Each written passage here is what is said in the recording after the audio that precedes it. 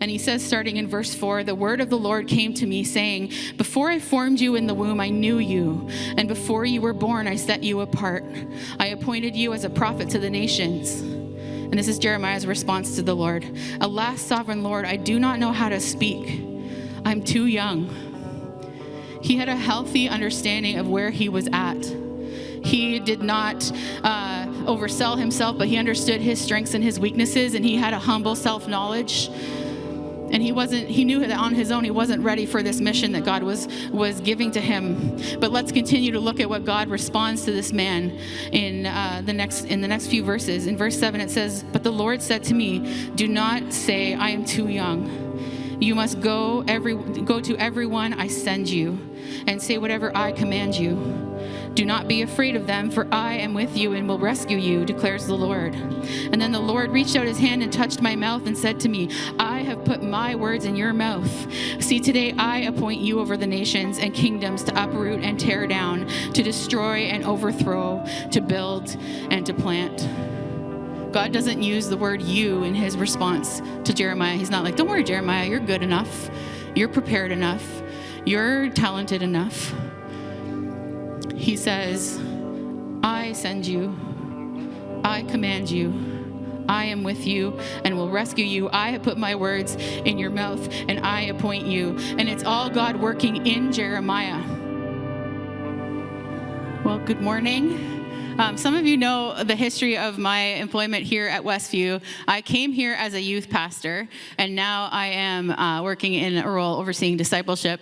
And we are going to talk about discipleship today, but I felt like I needed to honor my youth pastor roles a little bit today. And that means I'm going to begin by talking about something real weird that we don't usually talk about in church. So just buckle up for that. I'm just going to tell you a quick story, and then I'm going to ask you what you would do in that situation. And hopefully you're honest and you feel safe enough to respond with what you would do in the situation. So prior to COVID, maybe 2018 or 2019, as a youth pastor, I was involved in a network that connected youth pastors across the country. And they had a gathering that they were doing in Ottawa. It was kind of a small gathering, but a friend of mine from here who was also a youth pastor and I decided to make the trip to Ottawa. And so we got there, and the youth pastor who was hosting us at her church, she came and she was talking to us, and she was asking us about our ministries, and she was really kind, and she was really welcoming. And it was nice of her, but there was like this awkward element to this conversation because she had something hanging out of her nose the whole time. And there was a moment when my friend and I, we met, our eyes connected, and we were like, this is really awkward, and what do? We had this silent conversation with each other. And so it's the first time we've ever met this lady, and do we point it out? What do we do in this situation? So think about it for a second. What would you do in that situation? Would you be a person who just tells the person straight up in that moment, hey, or would you be the person that kind of takes them aside gently and being like, here's a tissue, you need to blow your nose, or would you just not say anything? I'm not going to tell you what my friend and I did or didn't do. And that story is, of course, the youth pastor coming out in me, but I want you to think about the concepts of saying something, of not saying something, and of walking alongside someone in something as we continue in our passage today. I promise it's going to relate, but I just needed to get that weirdness out of me. And so we're going to be in Acts 15 this morning. And so if you want to turn in your Bibles or your devices, it'll also be on the screen behind me. And I'm just going to start reading in verse 36. Sometime later, Paul said to Barnabas, let us go back and visit the believers in all the towns where we preach the word of the Lord and see how they're doing. Barnabas wanted to take John, also called Mark, with them, but Paul did not think it wise to take him because he deserted them in Pamphylia and had not continued with them in the work. They had such a sharp disagreement that they parted company, and Barnabas took Mark and sailed for Cyprus, but Paul chose Silas and left, commended by the believers to the grace of the Lord. He went through Syria and Cilicia, strengthening the churches. So I want to give some context here before we jump into the topic for the day. Earlier in the chapter, we have seen a disagreement popping up with the church leaders about whether or not everyone who was joining this new church that we're studying in Acts would be required to follow the law of Moses, the Jewish laws and traditions, as well as becoming a Christian, in addition to. And so Paul and Barnabas were deep into this debate, and they were united on their position.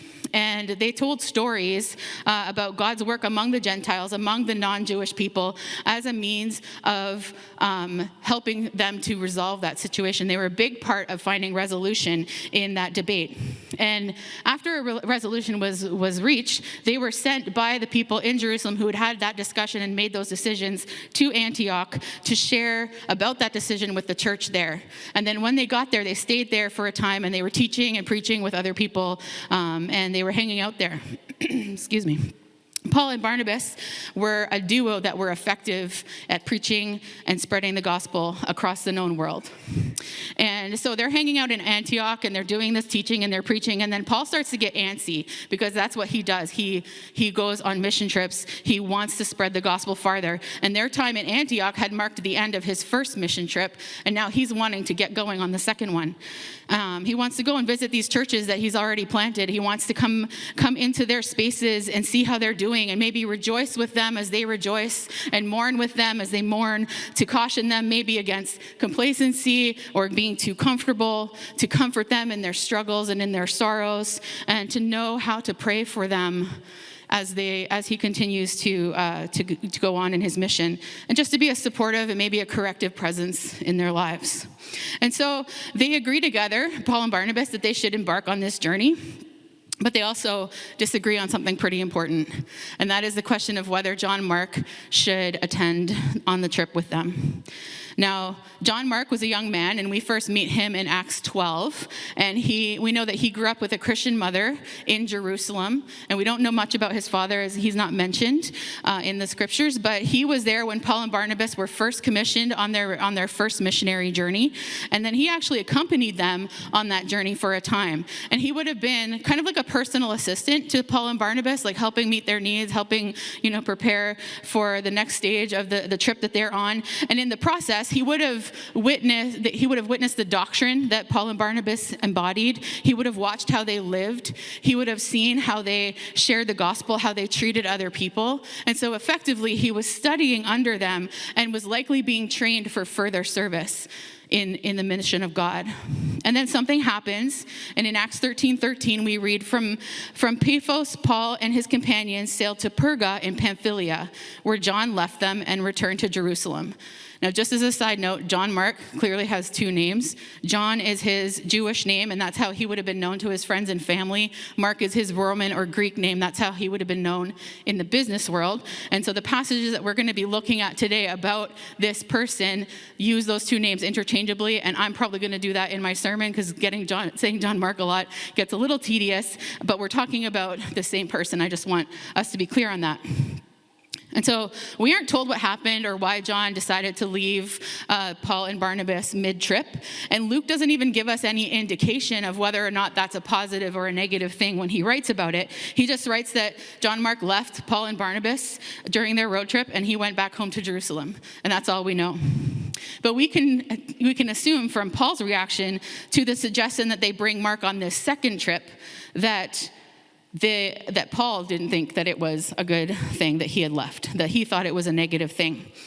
And it appears in Paul's mind that there maybe were some character issues in John Mark that needed to be resolved, that he had some growing and some developing to do, and maybe that he could not persevere when things got tough on these trips. And so he did not count John Mark as being worthy of coming on this mission trip.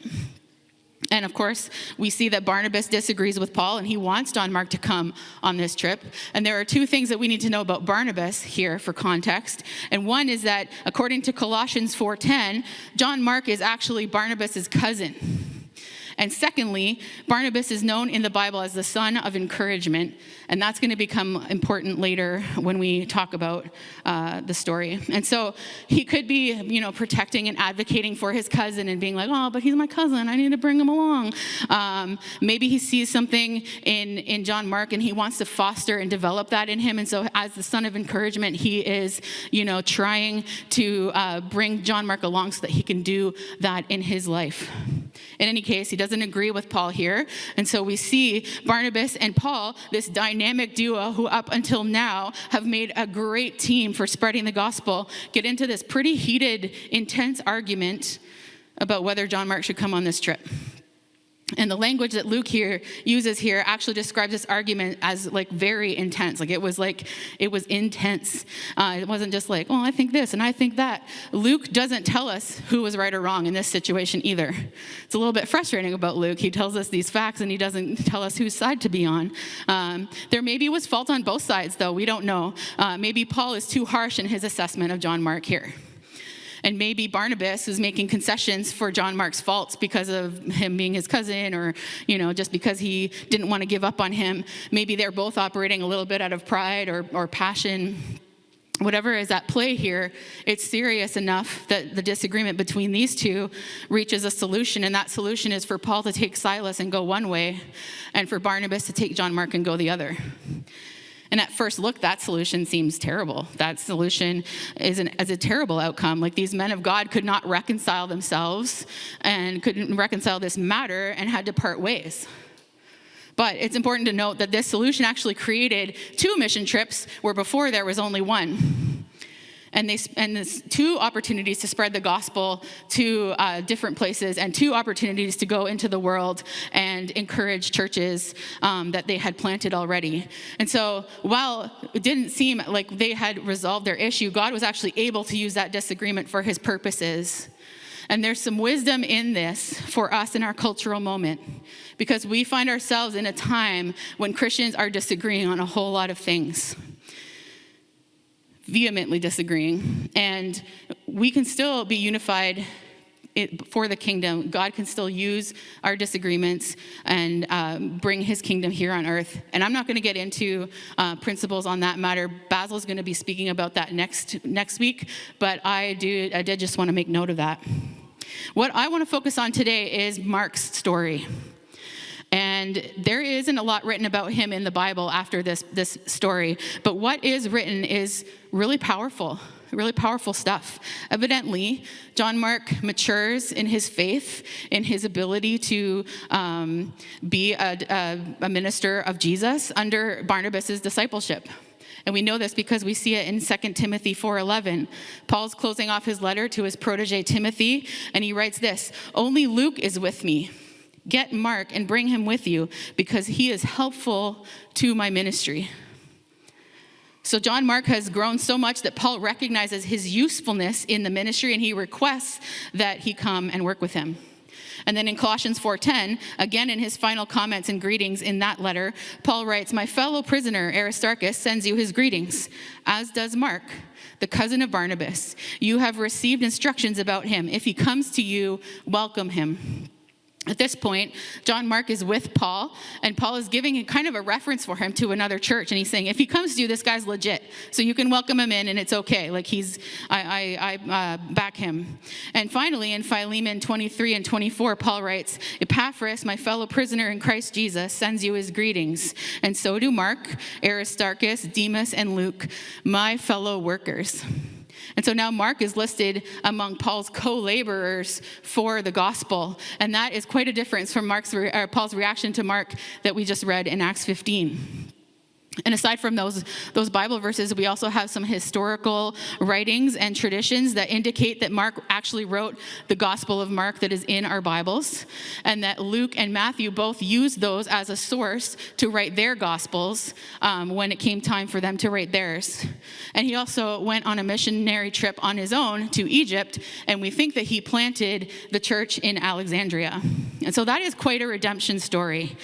How did we get from Paul rejecting John Mark to him commending him and recommending him and actually requesting his help to partner in the ministry? How did we get there? Well, I believe that every element of Mark's story, the people who were involved in that story, the Mark element, the Paul element, and the Barnabas element, were all important and necessary for Mark to grow in a way that made Paul's assessment of him change 180 degrees, going from rejecting his presence to requesting his partnership. They were all necessary for Mark's restoration story, and I believe that Mark's story speaks to how we disciple in the church today. We need to be discipling. And so let's look at these elements and see what we can learn. I first want to talk about the Mark element. You know, in our story, Mark wasn't ready for the ministry that he thought he was ready for. I think it's important to name that. He abandoned the mission partway through the last time he'd had a chance. And so Paul was not wrong in his assessment of Mark in saying that this guy's not ready. Mark had abandoned them. Paul was concerned. He said maybe there's character issues that need to be resolved. And so Mark wanted to be in ministry in a particular way, and he was being prevented from that. Maybe he had expectations of what his involvement in ministry was going to look like, and those expectations were not met. And so all of a sudden he's being told no, and he has to wait. And he likely thought that he was going to be able to jump right back into this journey. He's like, I've been there before, so I'm just going to get right back in and continue with discipleship the way that he had before. And now something's in his way, and it's not going to happen the way he thought. That must have been painful for Mark to hear, to meet that disappointment. It had to sting. I know it would have stung for me. It's difficult to swallow something like that. John Mark had some growing and maturing to do. And so he had to wait for that to take root in his life before he was able to go out and do missions again. And so waiting is a hard thing to do, particularly in our instant gratification world that we find ourselves in. And it's something that's very much a part of our discipleship journey. Waiting is hard. It's something that God asks us to do quite a lot. And so I feel like it's necessary to pause here and just to talk a little bit about how we wait well for the things that we are hoping for the things that we are thinking are going to happen but aren't yet. When we find ourselves in a situation that's similar to Mark's, what should we do? Well, the question that kept coming to mind as I was looking at the three men in this story was, what did faithfulness look like for them in the story? And it's a question that I often ask myself most days of my life, but particularly when I find myself in a period of struggle. What does it look like for me to live faithfully right now? And what does it look like for us to faithfully wait for what God is hopefully going to do in our lives? How do we wait faithfully? And so first, we have to recognize that waiting is part of our growth in our lives as a Christian. And we are promised amazing things if we wait. Let's look at Lamentations 3:22 and 26. Because it says, because of the Lord's great love, we are not consumed, for his compassions never fail. They are new every morning. Great is your faithfulness. I say to myself, the Lord is my portion, therefore I will wait for him. The Lord is good to those whose hope is in him. The one who seeks him, it is good to wait quietly for the salvation of the Lord. Or Psalm 130, verses 5-7. I wait for the Lord. My whole being waits, and in his word I put my hope. I wait for the Lord more than watchmen wait for the morning. More than watchmen wait for the morning. Israel, put your hope in the Lord, for with the Lord is unfailing love, and with him is full redemption.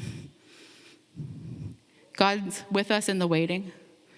And he promises that we are not going to be consumed while we're waiting, that as we wait, we will see faithfulness from him. We will experience his unfailing love, and he will bring the redemption that we are hoping for in our lives. It might not look like the way that we think it's going to look, but he will bring that. And God's work in our lives is slow. And we need to name that as well, because it's so much slower than we would often like it to be. We want to grow at our preferred pace. Sometimes I'm like, okay, I got it, God. I'm gonna go do this, and I'll see you back later. But running far ahead from God prevents him from doing the work that he wants to do in my life and in your life. But waiting is part of the Christian life, and we need to learn that, and we need to accept that. And if we allow our impetuous, instant gratification selves to try to circumvent what God is doing in our lives, then it results in things like John Mark abandoning Paul and Barnabas mid-mission trip because he wasn't ready. And it often, when we're not ready, often we're not ready when we think we are, and we still have a lot of growing to do. People waiting on God is a theme in Scripture. Abraham had to wait for God's promises alongside his wife Sarah. They had to wait for God to give them a child that he promised them, and they had to wait well beyond childbearing years. Joseph had to wait for his suffering to end, to be freed from slavery in Egypt, and to be elevated to a position of a king.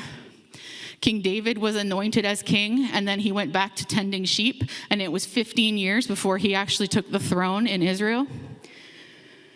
The entire nation of Israel actually was waiting for this Messiah, this Savior to come that God had promised them. And they went through a period of 400 years of silence from God in that time of waiting. And they still had to wait for Jesus to come. And even Paul himself had this miraculous conversion experience, but he was blinded in the process, and he had to wait 3 days for someone to come and take away his blindness so that he could actually get on with the call that God had put on his life.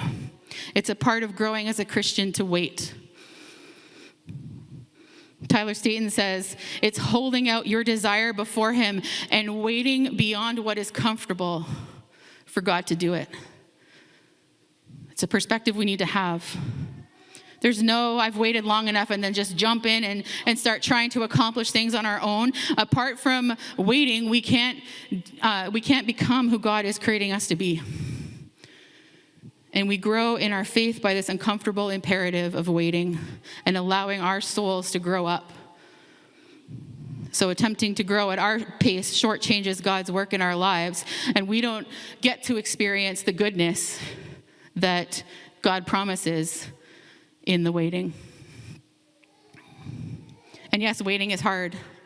And I know that there are people in this room and listening online who have been waiting for things for years, for a very, very long time.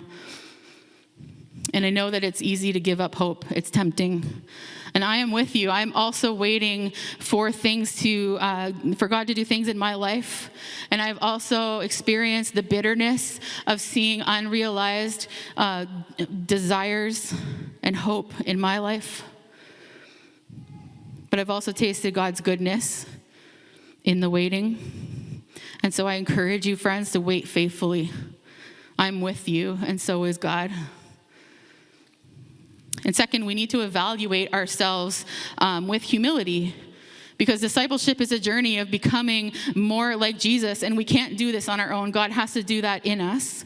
And it's hard for us to let God do the work in our lives that he wants to do when we're not willing to acknowledge the areas where we need his help, where we need him to do that work.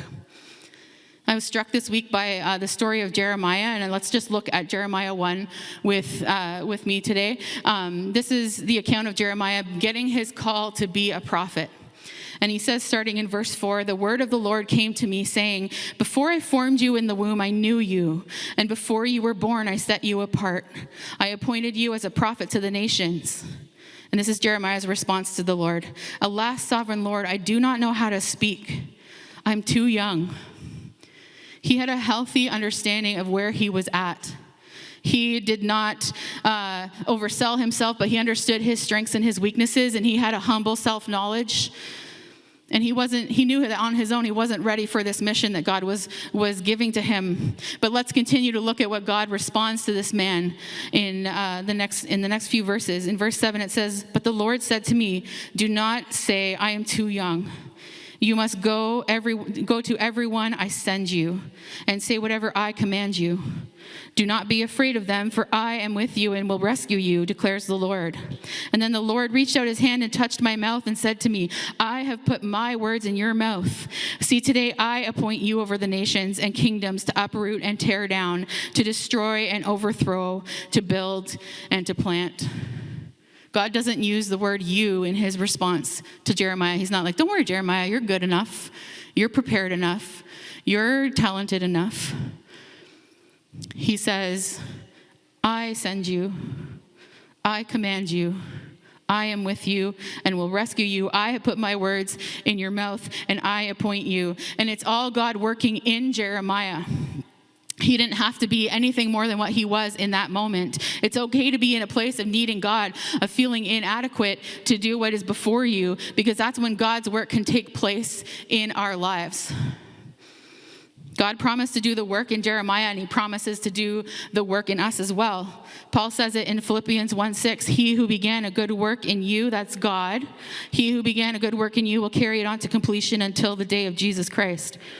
God is constantly working in us, and we can trust that he is with us and for us, and we can join him in that work.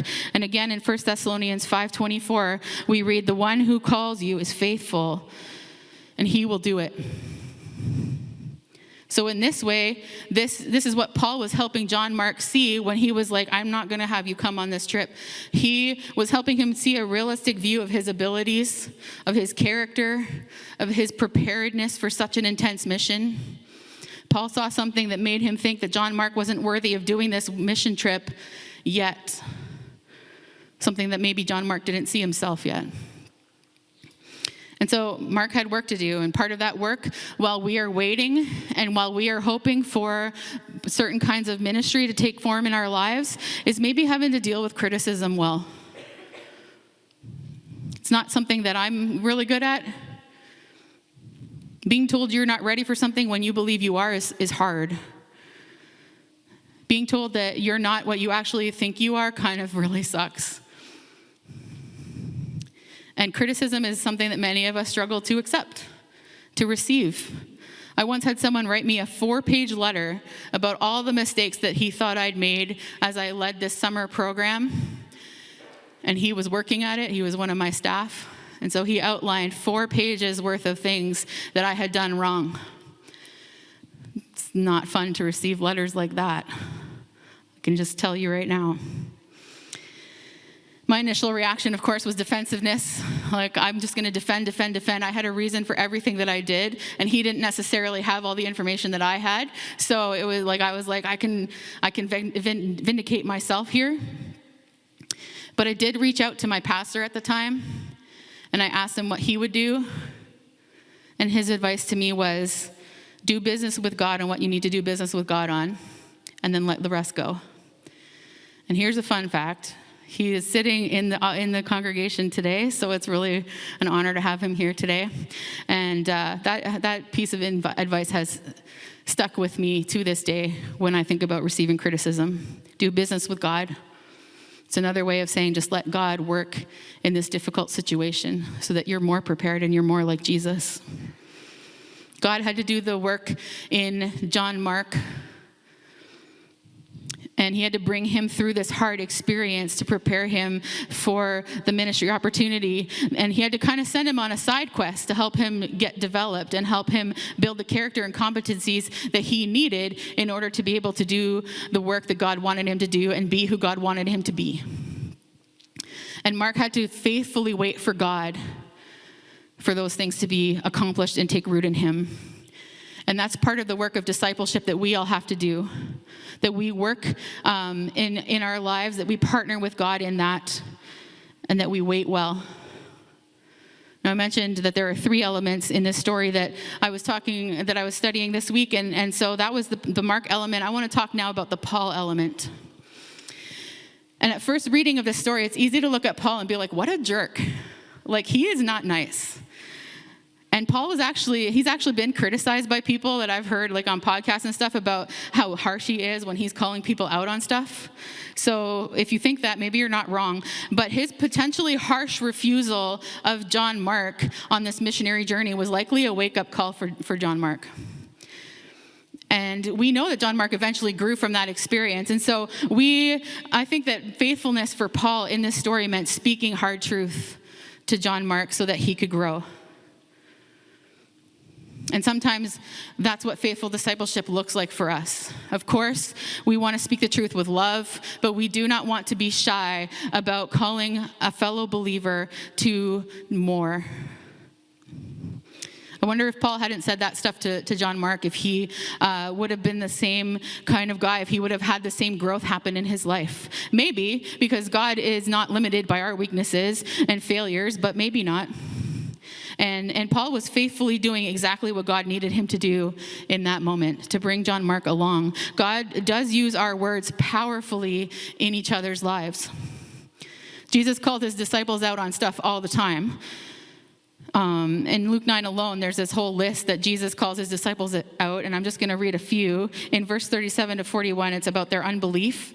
In verse 46 to 48, he calls them out on their pride. In verse 49 to 50, their intolerance. In verse 51 to 56, their racism. This all happened in like one section of a chapter, like just a few verses. And that's not even the whole list from that chapter. And it's definitely not the whole list of the things that Jesus had to say to his disciples over the course of his ministry and their time with him. And this isn't an easy kind of discipleship to embody. It can be hard to receive words like that. It can be hard to give words like that. But it's important to have people in our lives who can speak to us about the ways that we need to grow. It's important to have people who are willing to embrace the discomfort of saying something unpleasant to us so that we can grow in the Lord. And I would caution us, if we're going to be the ones giving that, because also that's the other side of the coin, if we're going to be the ones giving that, then we need to do that seeking wisdom and being prayerful, because our words can also hurt and do damage.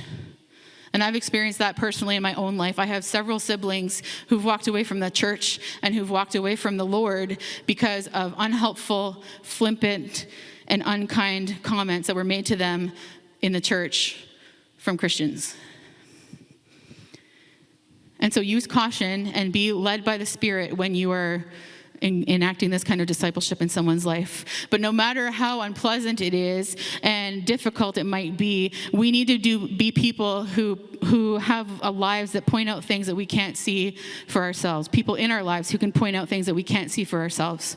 We don't always notice when we are living in a way that is becoming misaligned with God's ways. But those are things that people close to us can notice and that they can gently call us back from.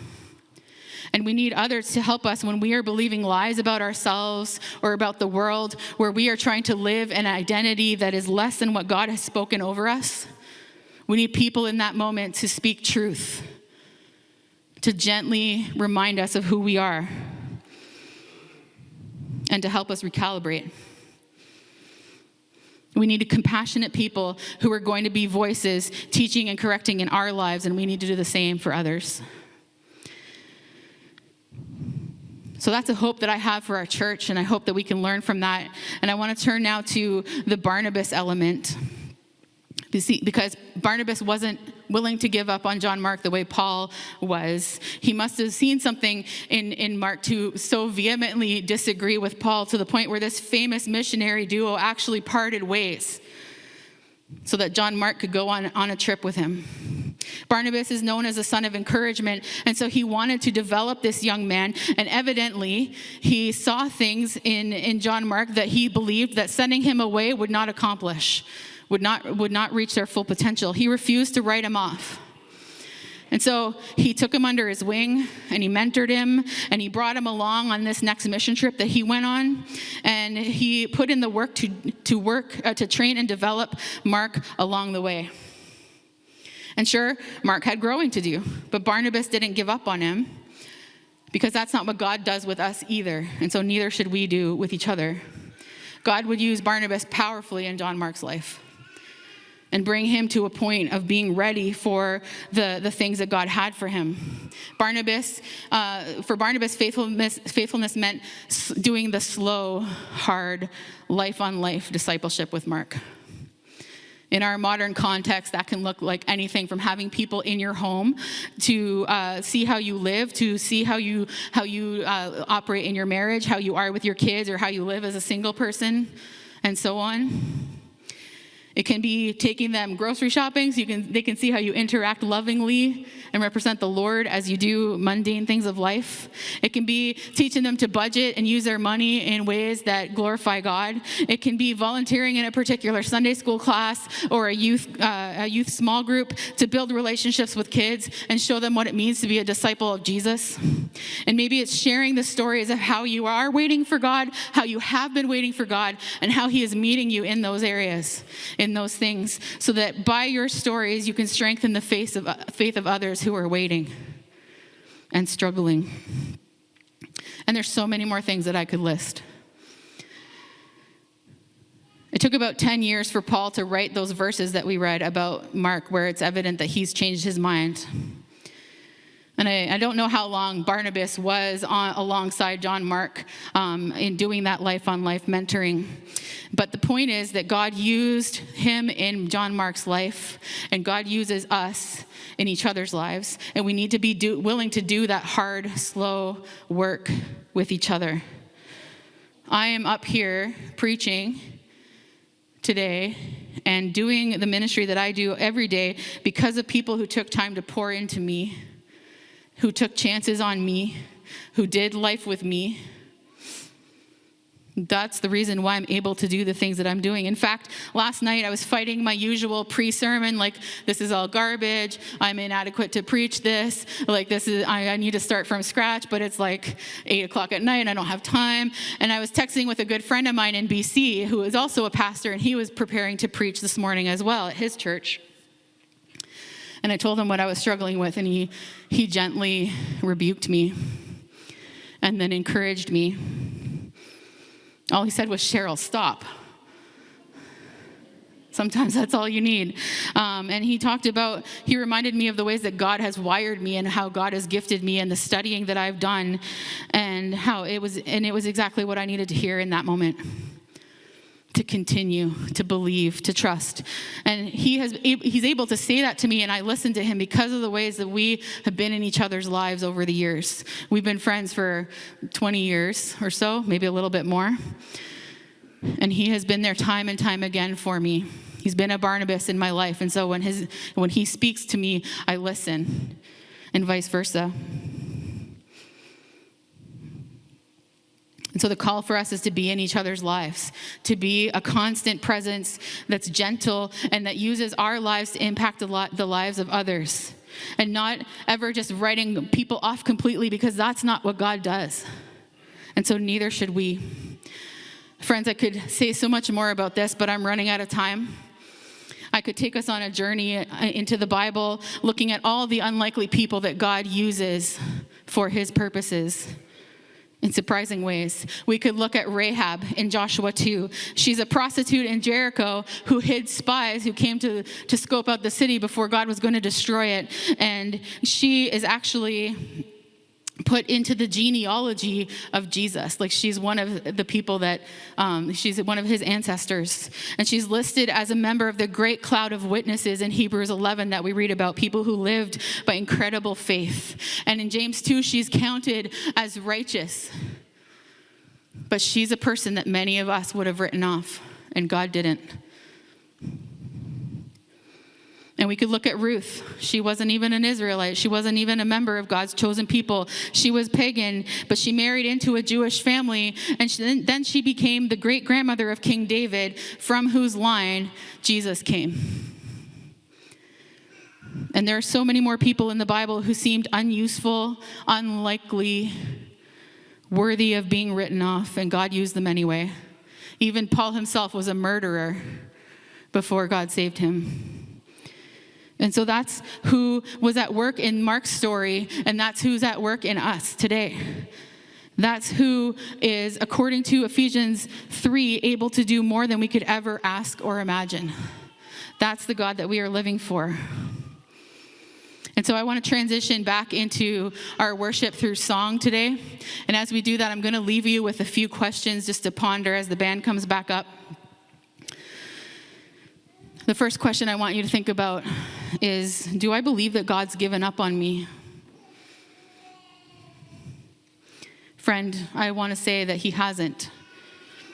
Learn from Mark's story and wait with faithfulness. and ask God to surround you with people who can speak into your life while you wait. But do not give up on God, because he has not given up on you. And ask him to strengthen you in the waiting. And maybe God is putting words on your heart to speak to someone who you can see is getting off track in their journey of becoming more like Jesus.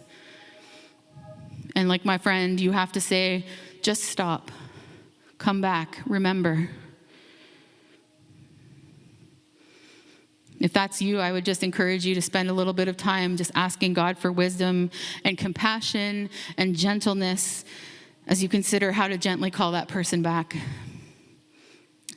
and to be a Paul in their lives in this moment.